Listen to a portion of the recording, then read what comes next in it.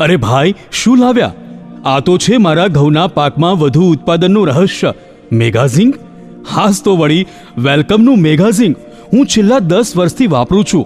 મેગાઝિંક જમીનમાં આપેલ DAP, urea કે અન્ય ખાતરને ગતિશીલ કરે છે, જેના કારણે ઘઉંનો પાક તંદુરસ્ત અને વધુ ઉત્પાદન મળે છે.